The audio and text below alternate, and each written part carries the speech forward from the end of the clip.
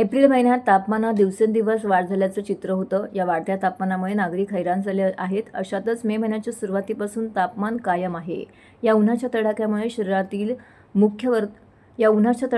शहरातील मुख्य वर्दळीचे ठिकाण असलेल्या रस्त्यांवर आता शुकशुकाट असल्याचं चित्र दुपारच्या वेळेमध्ये पाहायला मिळतंय.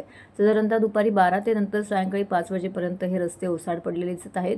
इतर वेळेस गजबजलेल्या बाजारपेठा, बसस्थानके आणि मुख्य रस्तेही दुपारच्या वेळामध्ये निर्मनुष्य आहेत. ठाणे शहर हे नागरिकांच्या सोयीचे शहर म्हणून ओळखले जातं. अनेक नागरिक मागील काही वर्षांमध्ये वास्तव्यासाठी ठाणे शहरामध्ये आलेले आहेत. त्यामुळे शहराची लोकसंख्या ही दिवसेंदिवस वाढतीये. त्यामुळे शहरातून अनेक जण नवी मुंबई नवी मुंबई असा प्रवास कामानिमित्त दररोज करतात. इतर शहरातून अनेक नागरिक कामानिमित्त ठाणे शहरामध्ये येत असतात. त्यामुळे ठाणे शहर कायमच गजबजलेलं दिसून येतं. तसेच ठाणे शहरात अनेक निसर्गरम्य ठिकाणी, तलाव, विविध उद्याने, मंदिर असल्याने अनेक नागरिक येथे पर्यटनासाठी देखील येत असतात. त्यामुळे शहरातील मुख्य रस्ते, अंतर्गत रस्ते कायमच नागरिकांच्या रहदारीने भरलेले असतात.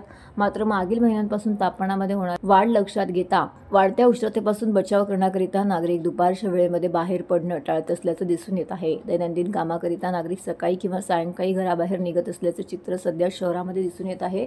उकाड्यामुळे घरात थांबणे पसंत करणाऱ्या नागरिकांमुळे शहरातील मुख्य आणि अंतर्गत रस्ते मात्र शांत आणि उचळ असल्याचं समोर येत आहे.